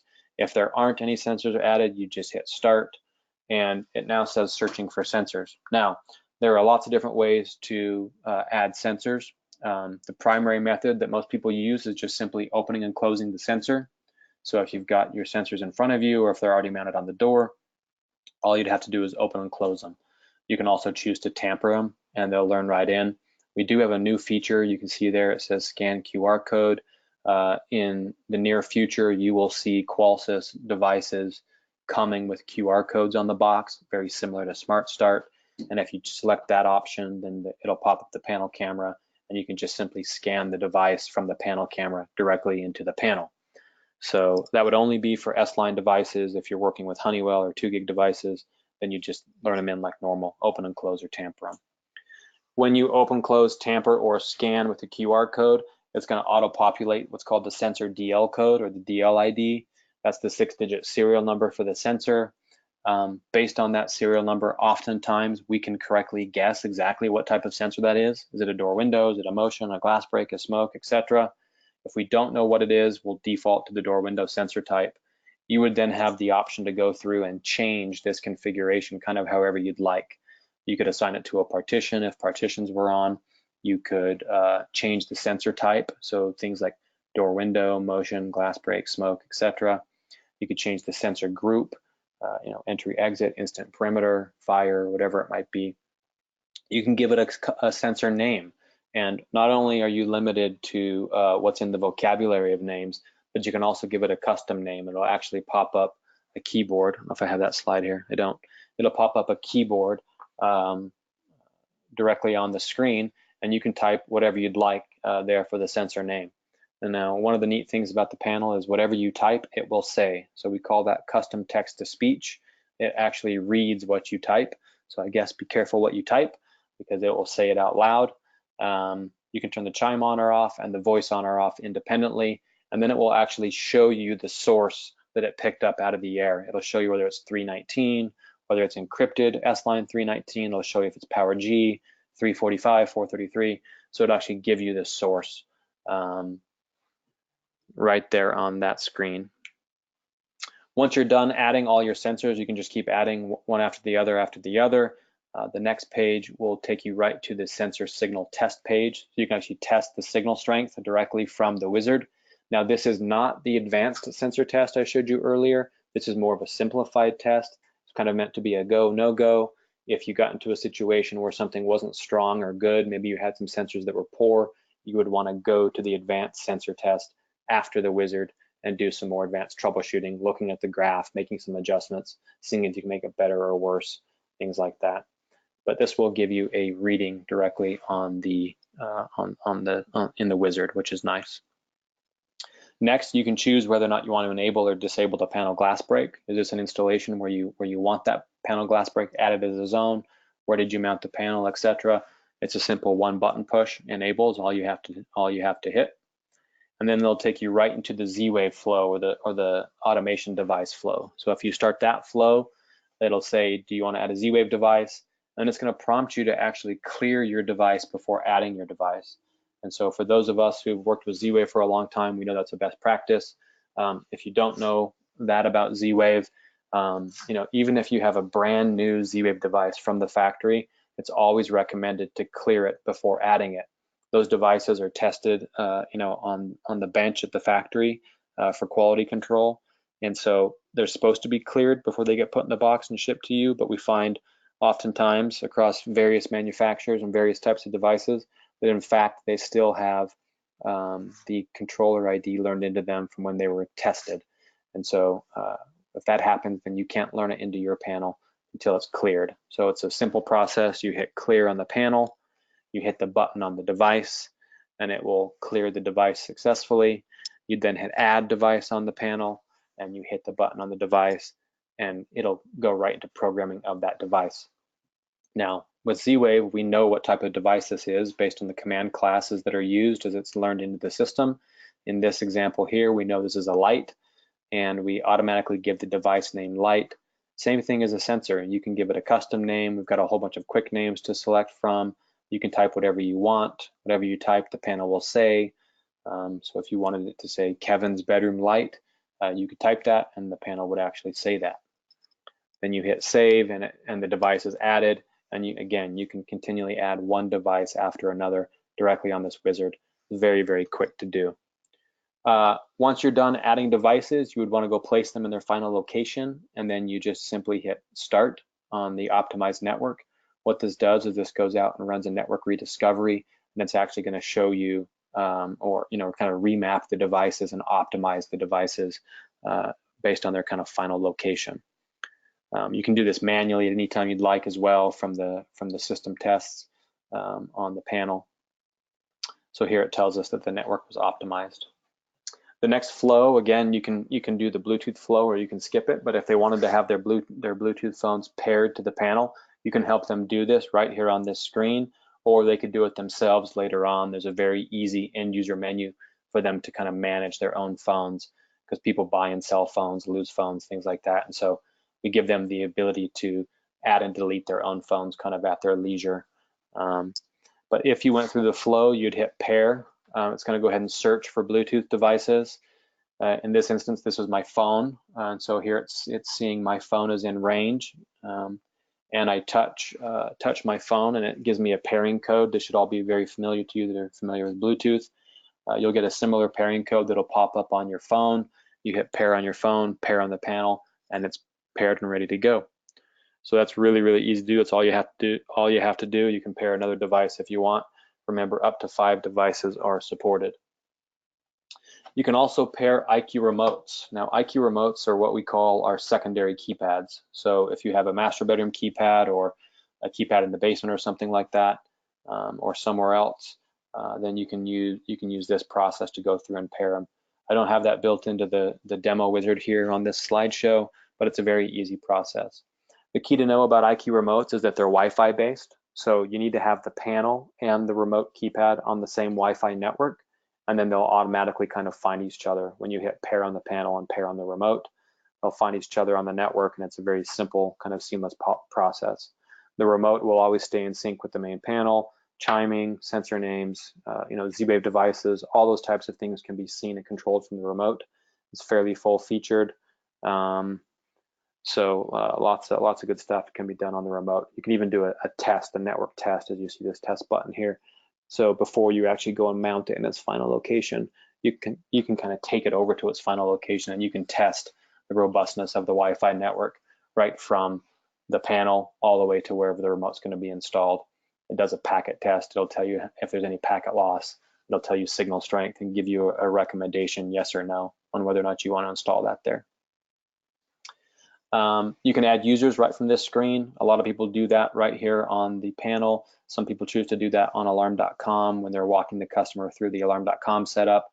It doesn't really matter where you choose to add your users. They'll kind of all sync bidirectionally. So if you add them at the panel, they'll sync to alarm.com. If you add them on alarm.com, they'll sync down to the panel. This is what that would look like if you're doing it on the panel. You give them a name, you give them a user code, you confirm the user code, and then you give them a type. They can be user, master, guest, based on role. Master code has access to programming, user and guest do not. Then it's going to go ahead and this should come down automatically. Your company's information should come down automatically from alarm.com. If you wanted to edit it at this time, you could, but that's going to get pre-populated in there with your dealer name, your phone number, your website, things like that. And then the very last step that we do as part of the install wizard is check for updates. So we're kind of done with everything at this point, and all you would do is hit start. It's going to use Wi-Fi to go look at our server for an update. If there's one available, it'll download it. If there's not one available, it'll tell you that your system is up to date. That's it. You get the congratulations page, and then when you hit exit on the system, you are done and ready to go. The panel's completely fully operational at that point in time. Now, I do want to show you a few additional device programming things or additional programming items that you may choose to go in and manually do after the fact, things that either the wizard doesn't address or just things I want to make you aware of that are available to you in programming that come up as kind of often questions. Bluetooth devices we showed you in the wizard, but this would be the way you could go manually find it. Again, all this is in the installation manual. So you'd go into settings, advanced settings, enter your code, installation devices, Bluetooth devices. And that'll walk you through a very simple pairing process. Here you have some Bluetooth settings, right? So I mentioned that the Bluetooth disarm timeout is defaulted at 10 minutes. You could change it anywhere from 1 to 30 minutes. And that's just determines the length of time the system has to be armed away before it has the ability to be disarmed again by Bluetooth. You could turn Bluetooth completely off, the radio off, you could turn the feature off. So lots of things you can do here in Bluetooth settings. And this walks you through a kind of the manual pairing process. Same with the panel glass break detector. You can manually turn it on or off in settings. Most people just do it in the installation wizard. It takes up a zone. It's very easy to do. On the panel glass break requirements, we support the vast majority of types of glass that would be in a home or in a business. Line of sight is what we're looking for, and kind of a max of 15 feet away is where we want to be from the glass. It'll work in armed stay or armed away, depending on how you program it. The default is that I believe to have it in armed away only, but you can override that and have it in armed stay as well if you'd like. There is a glass break test file, so you can use a glass break tester, a traditional kind of glass break synthesizer or test tool if you have one. But we also have an audio file you can download directly to your smartphone, and you can use your smartphone to play that audio file. It's a calibrated file designed to work with the panel glass break test in programming. So there's an actual panel glass break test under system tests. You can run that test and use that glass break file, that calibrated file, and it will actually trip the glass break detector and send a signal to the central station, helping you to get that through if you need to. The panel motion is right next to the panel glass break. This one is not in the installation wizard. It's not a default option that you'll get prompted for in the install wizard. But if you wanted to turn it on, the panel motion, to get that extra data or that extra movement in the home, or to write a rule off of it, you would simply go into settings, installation, installer, and dealer settings, scroll down until you see panel motion detector, and check the box. When you check the box, it's going to pull up a zone list. It's going to give you some limited options you can configure, and then you simply hit save, and it will be added to the zone list. Now, this is the secondary keypad. This is what it looks like, the IQ remote. Again, it's a 7-inch tablet. It's fully featured. It has Wi-Fi, has a camera, pretty much does almost all the same functionality as the main keypad at this point. Again, you can pair these directly in the install wizard, or you can pair them manually after the fact. What we recommend, if you pair them manually after the fact, go to installation, devices, Wi-Fi devices, and then click on IQ remote. You'll then want to hit the test button on the panel, and it will actually you'll hit the test button on the remote, and it will give you a network test. And on the remote, you'll confirm it, you'll hit add, and it will be added automatically to the system just like that. It comes in with the IP address, it comes in pre-named IQ remote 1, 2, 3, or 4, actually 3, we support 3 of these. And then if you want to edit it, you can use the pencil here. You could go ahead and change that to be like a master bedroom keypad or basement keypad, or change the name however you'd like to do that. You can do that right from here.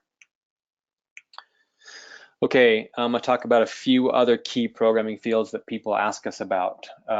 One, inside installer dealer settings, there are a couple different settings for loss of supervisory signals. And we have these broken down into 2 different buckets. Let's see, I'll go back here. The first one here is loss of supervisory signals for emergency sensors. So these are for things like smoke detectors, heat detectors, CO detectors. And the default on this out of the box is set to 4 hours. What that means is this has to check in at least every 4 hours. The devices check in every hour, but if it misses for 4 hours, you're going to get an RF fail on that zone. So just keep that in mind, that life safety devices are held to a higher standard out of the box. 4 is what's required by UL for these, and so that's the way that's set by default. We generally don't recommend bumping this number up on life safety devices. We recommend keeping it where it's at, but you got to be a little bit more conscious of your RF range because you have less margin built into your supervisory time. Also, it's very difficult, if not possible, to repeat life safety devices. So if you have a device that's out of range, simply adding a repeater isn't always an option here. This is another good area where PowerG becomes really powerful to have on the system. Those larger installs where you've got smoke detectors, all over the place, maybe far away from the panel, unable to be repeated on a legacy frequency, adding a PowerG smoke really helps here. Right below that, you've got the loss of supervisory for non-emergency, so everything else is kind of held to a 24-hour standard. You can change it. Generally, we don't recommend changing it down. 24 hours is kind of the recommended default, but that's the way that one works. All right, you've also got a couple other features here. We talked about the panel glass break and the panel motion already, so I'm not going to hit on those. You see they're off by default. They can be turned on in programming. But there is one other feature I want to talk about. It's this open close reports for auto learn. So what that means is we allow you to auto learn a sensor just by opening and closing it. Historically, especially, I think many of you on this call may be from the Interlogix family historically, or have done a lot of Interlogix products historically, and you'll know that on the vast majority of those products, simply opening and closing the sensor won't learn it into the panel. You actually have to tamper the sensor. By default, we allow sensors to be simply open, closed, and learned into the panel. Every once in a while, we'll get someone who says, hey, I don't like that. There's a lot of RF traffic. There's a lot of other devices communicating in the home. Something keeps trying to learn in while I'm trying to learn in other devices, and I'm getting confused. So know that you have the ability to go into programming and turn this off. And if you disable this setting, then that would actually make it so that devices will only learn into the panel if you tamper them. So in that case, it's going to act a lot more like an Interlogix panel that you may be used to there. So a real nice convenience to be able to have this and simply open close on learn-in, but in real tough installation RF environments, every once in a while it's good to turn this off, and then the panel will only pick up new devices being added that are tampered instead of just simply activated. There's also a really nice test tool in siren and alarms. So this is settings, advanced settings, installation, siren and alarms. If you go into siren and alarms, there's this panel sirens. By default, all sirens are on. You can turn all sirens off, but that's not what I want to focus on. I want to focus on this bottom one. It's the installer test mode. In certain cases, you may be needing to test and you don't want the siren to sound. We have an installer test mode, and what that does is it turns off the siren for 30 minutes, and then it automatically turns the siren back on. That makes sure that you don't forget to turn that siren back on when you leave, which we have seen in the past. So that's a nice setting to be aware of. A couple other things about the system, the way it kind of works by default out of the box that you may not be used to or you may want to be aware of in case a customer asks you, is by default auto stay is on. So that's enabled by default. A lot of people would call this unvacated premises. We call it auto stay. So if the panel's armed away, but nobody ever opens a delay door, after the exit delay expires, it will revert to stay. So some people really like that. Some people don't like that. It's on by default. You can turn it off. You can turn it off manually. You can turn it off with the template if you need to. The other thing that's on by default that you may not be used to is arm stay, no delay. And so what this means is that when you arm stay, it's going to arm immediately. It's not going to have an exit delay or a countdown timer. So some people want to be able to arm stay and then leave. They want to be able to have that exit timer. Some people really say, no, I'll just arm away if I'm leaving. I really like that stay arms instantly. That way, at nighttime, I don't have to wait for the exit delay or have a beep or anything like that. So that's an option based on your customer's use case. If they're going to arm stay and leave from the panel, then you may want to turn that off. If they're going to use away primarily when they're away and stay when they're staying, then you wouldn't need to touch this setting typically. A couple quick things on user management. Again, we have the different roles. Dealer, installer are there by default. You've got master, user, guest, and duress codes. We support up to 242 total codes. Some of those are dealer, installer, and duress. So that'd be 239 other types of code, kind of regular master, user, guest codes. It gives you the ability to do some pretty robust systems. You probably only ever run into that in a fairly large commercial environment.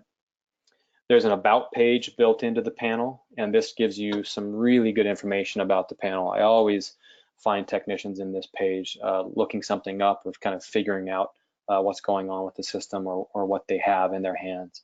So this will give you information about the battery. All of these sections are expandable. You can see the battery, the status, the charging. You can see what software you're running. You can have all kinds of different hardware information, patches, that's software updates basically. So what software updates have been applied to the panel over time. Cellular, you can get your cellular signal strength right here, as well as your IMEI, information about ZWave, Wi-Fi information, and how much storage is being used on the panel. So a really good menu just to know about, to be aware of. We want to make sure you know that here it's just real simple to get to: settings, advanced settings, about, and you're going to have a lot of good information here. If you ever call tech support, we're going to ask you what's the IMEI to the panel. Maybe the panel's already mounted on the wall and the sticker's on the back of the panel, so you can't get to it. Maybe you already threw away the box. So being able to navigate to this menu and pull up the IMEI directly off the panel quickly is a big help. All right, let's focus a little bit on testing and tools. We're making pretty good time here, guys. Got a little bit left, so I appreciate everybody's patience. I'm going to check real quick for some more questions and see if there's anything that kind of pops up here. Somebody asked, can you show us how to set up partitions? I will gladly show you that. I don't have a slide on it, but it's actually very easy to do. What you're going to do is you're going to go into settings. Let me see if I can find a slide that'll get us close. All right, it's going to be this one right here. So here you've got your little find it on the right hand side of my screen. You're going to go into settings, advanced settings. You're going to type in your code. you go to installation, the drill icon, and you go to installer dealer settings. And right here in installer dealer settings, there's a whole host of settings. You're going to scroll down to partitions. And all you have to do is simply turn partitions on. It's just a checkbox. And once you enable partitions, the panel is going to kick you back out to the home screen, and it will automatically turn on the lock page, and it'll ask you to type in your code to gain access to the system again. Whatever code you use to enter that main lock screen is going to determine your access level and programming. So just make sure that you type in 1111 or 2222. Then what that's going to do is that's going to turn partitions on, and then it's very simple. When you're in your sensor menu or adding sensors, if you had already paired a whole bunch of sensors, everything will get defaulted to partition 1. You can go right into the sensor menu, you can hit edit, and you can edit the partition on a particular sensor, change it from 1 to 2 or 3 or 4. So you're going to basically assign sensors to partitions. So step 1, turn partitions on. Step 2, assign sensors to each partition that you want. Step 3, assign user codes to each partition. And that's just done right from that same user code menu I showed you. There'll just be a new box that says what partition should this user code have access to.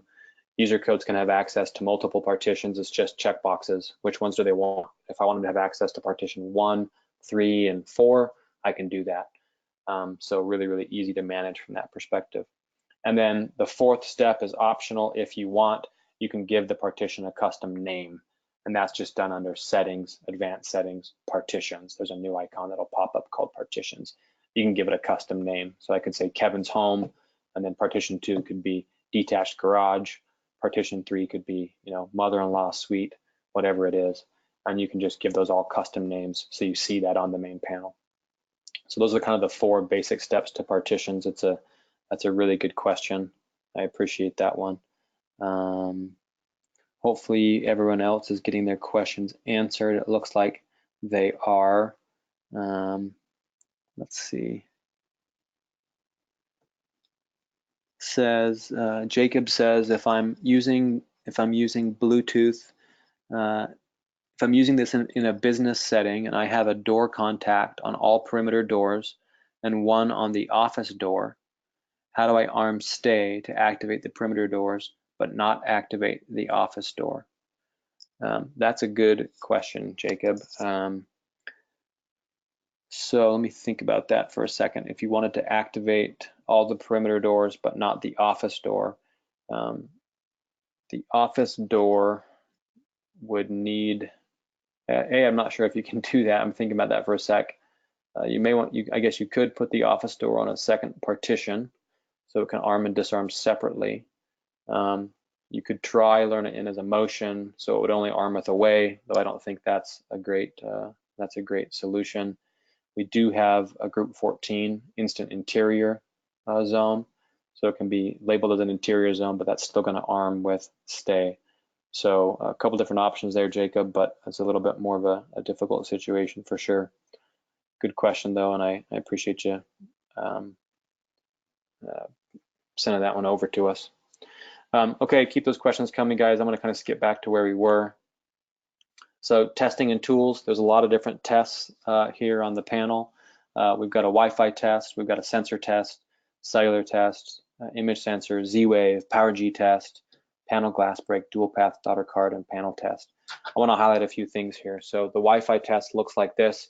It's very simple. You go to system test, Wi-Fi test, you can hit run, and this will actually ping the router and give you a result. Now, to be clear, this is not pinging if you have an outside connection, so you're not going to know if you actually have a true internet connection. This is just a local Wi-Fi test. So this is going to tell you how well you're connected to the router. If you want to check your internet connection, you'll want to do a dual path test. The dual path test is actually going to check the outside connection all the way to the central station. This is what the sensor test looks like. So this is the advanced sensor test. Let's say that you, during the installation wizard, you determined that one of your sensors had a problem, and you wanted to come look at it more closely. You could come right to this sensor test, and the very first page you're going to see looks like this window here shown. I call this the sensor report card. So in this particular case, we have 3 sensors. 2 are reporting in strong, 1's reporting in good, but they're all in the green. You also have your kind of traditional packet counter there. However, if I had a sensor that was either showing yellow or red, maybe it would be poor or something like that, then I'd want to look closer at that. And to do that, I would just simply touch the little graphing icon here on the right-hand side. Let's try and find that right here, this little graph icon for the individual sensor, and that's going to take me right to the actual graph. I can check the noise floor, or I can come right to the graph. And again, when I come right to the graph, we'll actually plot every open and every close directly on the graph. So you get to see each event. So what I usually do is I'll open, close, you know, that'll generate 4 events on my graph. I can kind of get a running average. This will be collecting data all through your install actually. So when you come here, there's already going to be data that's pre-populated. This tracks over time. Maybe you're coming back on a service call. You'll get to see how this has been performing over time, which is nice. And in this case, you can see I'm above the yellow line. We really like to say stay above the yellow line. That's an ideal scenario, and certainly you want to stay above the red line. And again, if you're in the yellow or in the red, you want to try to do something to change the environment. You can make sure your antenna is routed correctly in the wall, or you can change the sensor, go to a bigger sensor, move it 6 inches, change it vertically to horizontally, or vice versa. All of those things are going to kind of affect the RF pattern from the receiver to the sensor. And again, you might make it worse, you might make it better, but this is going to allow you to actually go check that. Now the PowerG test is a little bit different. We don't do the graphing. It's a totally different technology. Remember, this is the bidirectional wideband frequency hopping. It would be very difficult to do the graphing and the noise floor measurement here, but it's not really needed. Instead, what we do is we actually just show you strong, good, or poor, or no signal. And one of the nice things about PowerG is that this signal strength is auto-negotiated between the panel and the sensor. So if you have a sensor that's very close, it can turn down its power, which saves a lot of battery life, and still report strong into the panel. If you have a sensor that's far away from the panel, it can turn up its transmit power, which is going to use a little more battery, but it can still stay strong. And again, so you've got different results here: strong, good, poor. If you had a poor, strong or good is where you want to be. If you had a poor or a no signal, at that point you would probably want to check your programming. And if you knew that you were just out of range somehow, that would be quite far away. But if you knew that you're out of range, then you could add a repeater. The distance from the sensor to the repeater open air is a mile. The distance from the repeater to the panel is half a mile.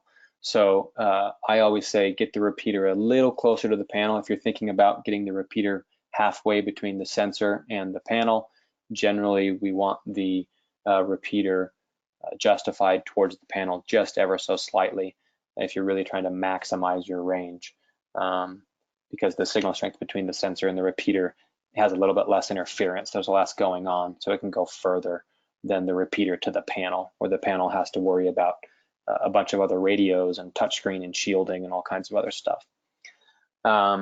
So really cool PowerG test here to test those PowerG sensors. I'm going to talk real quickly about ZWave networking. I won't spend a lot of time here on this webinar, but I think everybody knows that a ZWave is a mesh network. Here's an example of a mesh network, right? Multiple devices have multiple pathways. Hopefully everybody knows that if the device is powered, it can probably be a repeater. If it's unpowered, like a door lock, if it's battery operated, it's not going to be a repeater in the network. In this particular diagram, well, let's see, that's fine, I'll skip that. But you can see kind of how that works. We have several different ZWave tests on the panel, and these are really, really helpful when you know how to use them. The first test is a rediscover network test. So you can simply come in here and you can rediscover the entire network. Remember, this is done automatically as part of the installation wizard, but if something ever gets moved, maybe you add devices, delete devices, something like that, it's always a good idea to rediscover the network after that happens. You can even do that remotely from alarm.com. So if you're having a ZWave problem, this is kind of step number 1, rediscover the network, see if anything kind of self-heals or cleans up and starts working again. Step 2 is to check the neighbors. So the neighbors actually tells you how much overlap is in the system. It tells you which nodes can see which nodes. So in this case, the neighbor node for light 5 is node 4. So node 4 and 5 can actually see each other according to the pop-up here. And this really, again, just helps you see how much overlap is in the system. The more neighbors something has, the more possible routes it can take, and the better that mesh network will be. If something doesn't have a neighbor, that should be a red flag to you. That's kind of what you're looking for here. If it says no neighbors, then that device is 100% dependent on direct communication to the panel, and that's not really a mesh network. Now that's a direct connect network, and you're not really taking advantage of the mesh or giving it any alternate pathways to take should something go wrong. So we want to have neighbors whenever possible. The third thing you can go look at is the counter list, and this is actually keeping track of all the ZWave commands over time, and you'll be surprised how many commands you'll have even during your initial install.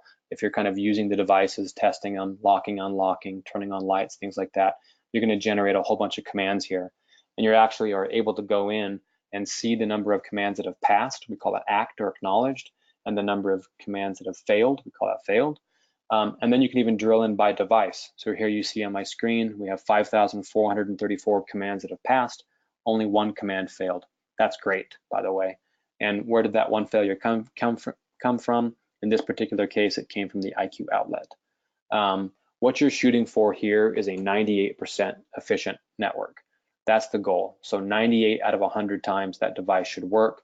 Anything less than that, you're going to really start to kind of have reliability issues where it's annoying to use, and sometimes it works and sometimes it doesn't work. So we're shooting for 98 out of 100.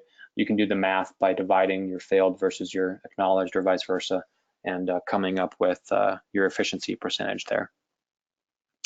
The other thing we have is the actual ZWave diagnostics page, and this actually will show you a star diagram of the last working route.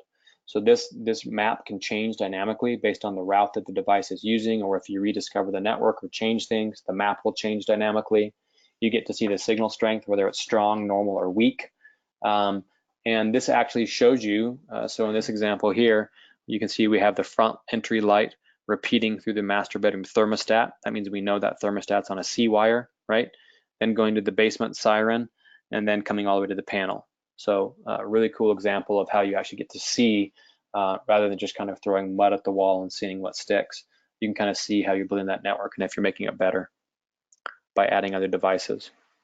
There's also a panel test. This will do a full kind of run through of the system. It'll arm and disarm it. It'll check the camera, the photos, the help videos, the siren. And it'll kind of go through a full panel test, which is a nice thing to do at the end of your install. Okay, we are just about at the end of the training here. We're kind of right on time. I'm going to go fast through the navigation here. Really appreciate all your guys' patience. I know these can be long with just one person talking the whole time. We've got swipe-based navigation, up, down, left, right. Everything's a touch or a swipe. For example, when you pop up the weather icon, you can swipe it away, or you can touch outside in the gray area, and that'll dismiss it as well. Up at the top, you've got the envelope, which I mentioned. That's got your contact information, your video tutorials, as well as your red bubble alerts, which is your messages, alerts, and alarms. At the bottom of the page, you have your emergency buttons. These are configurable. You can turn these on or off in programming individually. Maybe you're in a commercial environment, you're not doing commercial fire, and you want the fire button to be turned off. You can simply do that in programming just by simply disabling the fire panic button, and that'll turn that off. Here's your sensor list, your main arming page, right? If you touch the arming button, you get the arming pop-up window. By default, it's what we call the easy arming window, or the simple arming. That's just arm stay, arm away. If you want to open the advanced arming tray, you would just touch these little arrows on the right-hand side. That's going to give you some additional options. This is sticky, so if you open the tray once, it'll stay open until you close it again. You can turn off your exit sounds, you can turn off your entry delay, you can manually bypass doors and windows, things like that. That's all done from the advanced arming tray. On the lights page, this is the second dot over. If you add any lights, you're automatically going to get this page. You can turn them on or off individually on the side here, or you can select multiple lights and then use the big on-off buttons to control multiple things at once. You've got dimmers, sliders, you can refresh the status, etc. The lock page is a little bit different. Again, we support up to 20 locks. Yeah, 20 locks now. You can do lock all or unlock all with a single keystroke, or you can swipe up and down between the locks over here. You can touch the individual lock to control it. It'll give you the name. This page doesn't show it. This is a little bit of an older screenshot, but we actually do show the battery status as well. So you can see the battery status for each individual lock and how low it is. Thermostat page is similar, same thing here. On the thermostat page, we show the battery. You can change the mode. You can turn the fan on or off for auto. You can toggle up and down. You have your current temp, and you can toggle between thermostats. We support up to 10 thermostats. And again, this page will automatically show when you learn a thermostat in. Now, you can actually override the lock on the thermostat page if you'd like. Maybe they're going to show automatically when you learn a device in, but let's say you're in a commercial setting or a setting where you don't want somebody touching the thermostat. You can actually just go ahead and hide this page again if you want, or hide the lock page if you want to hide the lock page. Garage door openers. Used to be that we'd only show you ZWave garage door openers that were paired to the panel, but now with the latest software update 2.4.0, we actually show you LiftMaster devices as well. So kind of regardless of which garage door opener you have on the system, whether it's a ZWave garage door opener paired directly to the panel, or whether it's a LiftMaster opener, MyQ going to alarm.com first and then down to the panel, we're now able to show the garage door UI on the panel and let you open and close the garage door directly from this interface. Again, if you have multiple garage doors, you'll have multiple vertical dots and you can switch between the garage doors, or you can close all, open all. This is what the live view page looks like. Again, this is just an optional page on the panel. You have to enable this. You have to authorize this on alarm.com in order for this page to show up. So if the customer has cameras and if they want to see the cameras on the panel, all they have to do is log into the customer website. This is not done from panel programming. This is not done from AirFX. This is a user privacy permission. This is done from the customer site itself. They'd log in and they just say authorize cameras to stream to the panel. They can even choose which cameras they want to stream to the panel.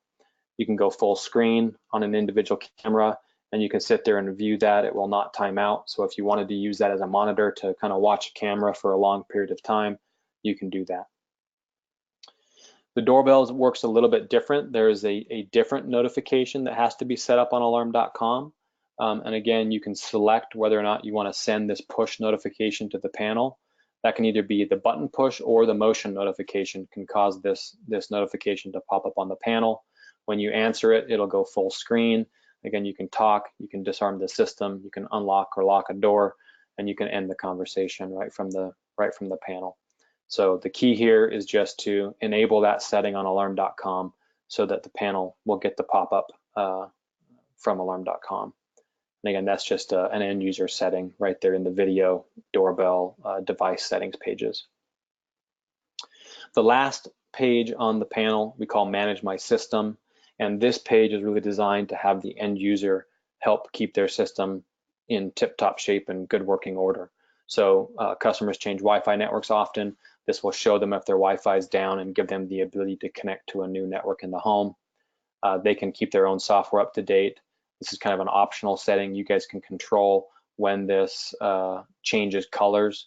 If you want to roll out new software to your customers, etc., you can manually push it, or you can simply have this change colors and the customer can grab the update themselves. And then the Bluetooth. This is where they would manage their own Bluetooth devices. They can go in and add, delete devices, etc. All right, we're coming down to the wire here. I want to talk quickly about how we support you. We're passionate about providing good support. This training is just the start. We have a whole dealer portal that you can log into. On that dealer portal, you can download all kinds of content, training, videos, sales slicks, flyers, manuals, all kinds of things are there. We do have an LMS training you can go through. There's a sales LMS and there's a technical LMS. If you pass the LMS, you'll get a certificate. It's go at your own pace. You can start and stop whenever you'd like.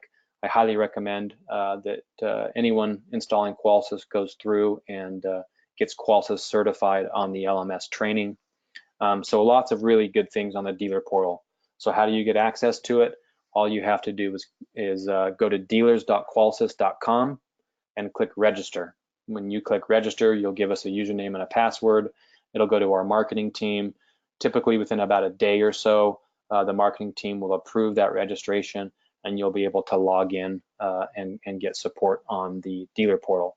There's also a knowledge base on here. You can search for commonly asked questions and things that have kind of come up before you. We also have tech support. Now there's several different ways that we support you with tech support. The primary way is our kind of traditional 800 number. That's 855-4-Qolsys. So if you want to write this down, I'll say what that really means. It's 855-476-5797. So 855-476-5797. We're open Monday through Friday from 8 a.m. to 8 p.m. Eastern time. And you can call in and get traditional phone line tech support. That's going to be our tier 1, tier 2 group. Now, if you want direct access to our tier 3 group, you can email techsupport@qolsys.com. That goes into a really nice ticketing system that we have. They have a little bit shorter hours. So the tier 3 engineering group is available from 9 a.m. to 5 p.m. Mountain time. But they'll typically get back to you within those hours pretty quickly. If it's not urgent, you just have some questions or something odd you're seeing or want more information about something, you can email them, and they provide great support. It goes into a whole ticketing flow. It's not just an inbox, and there's a really nice tracking system for that. The other thing I want to show you is at the bottom of every single one of our web pages, there's a question mark, and you can tap on that little question mark and get help there as well. That goes to the same group as this techsupport@qolsys.com group. So if it's between the hours of 9 and 5, you can typically start a chat with an agent, or if they're unavailable for chat, it'll automatically submit a ticket, same as if you had emailed us. So we really, really encourage you to use both our assets, call and talk to us, and or if it's not urgent and you just have questions or need some higher level support, you can email us or chat with us on our website. All right, we have a couple other tools you can download. So we have what we call panel simulators or emulators. These are basically a virtual panel on your phone or on your tablet. We have it in an iOS version and an Android version. We also have a computer-based emulator. So if you want to download this on your phone and it acts as a great demo panel on your phone, you can go to the app stores for Android or iOS, search for Qolsys or IQ Panel 2, and you'll find these apps. They look like this, green with the panel on it. If you're a tech support person, or maybe you're working in an office, you're on a computer all day and you're taking calls about the Qolsys panel, maybe you have a panel on your desk, maybe you don't have a panel on your desk.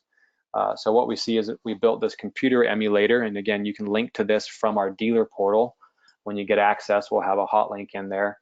And this is basically a virtual panel on your computer screen. It's HTML web-based, just pulls up in a browser, and it really allows you to see the features and functions of a panel directly on your computer screen. So if you're walking a customer through something or teaching them how to do something on the phone and you want to have that in front of you, you can do that either on iOS, Android, or on a computer. Lastly, I want to make you guys aware of our Facebook groups. This is a really great way to get tech support from both Qolsys officially as well as your peers. These have really taken off in the last 6 months or so. And there's a couple different groups I want to make you aware of. There's a couple official groups. So there's official Qolsys technicians installers. If you're not familiar with Facebook groups, these are closed groups. You have to be invited to it, or you have to request to join and somebody will approve you. They're private. Only members of the group can see the chat. So end users and other people on Facebook aren't going to see these. These are very helpful groups where people are asking good questions, coming up with problems, scenarios, all kinds of things, really helping each other out. We monitor these pages. We respond on there daily, many times a day, actually. So there's an official Qolsys and Technicians one. There's also one down here that's got a lot of traction. We don't own this page. It's owned by a distributor in Utah, but they give us access to be admins on the page. It's called Qolsys and Alarm.com installers. That one has a little more traction right now. In fact, they're approaching, this is a little bit old, they're approaching 2,000 members, if not already past it, just on that one page. So lots of really good information on there. And then of course, many of you are probably already members of Burglar Alarms Online. You see less Qolsys stuff on there, but certainly some from time to time. All right, you guys, that is it for the webinar. We are pretty much exactly at 2 hours, so we took the full time here. I really appreciate everybody joining today. I hope it was informational. Know that we're excited to have you on board. We're excited to support you. Please reach out to us and allow us to help you as you get going, as you learn. Get access to our dealer portal, contact our tech support teams, or our sales or our marketing teams. We've got a lot of resources here for you, and we're really excited about that. I'm going to leave this open here for a little bit longer in order to finish through all the questions. So if you have any questions, go ahead and finish chatting them in. We'll keep this open and live here for another 5-10 minutes as we get through all these questions, and then we'll shut it down. We are going to be doing these every week. This is also being recorded.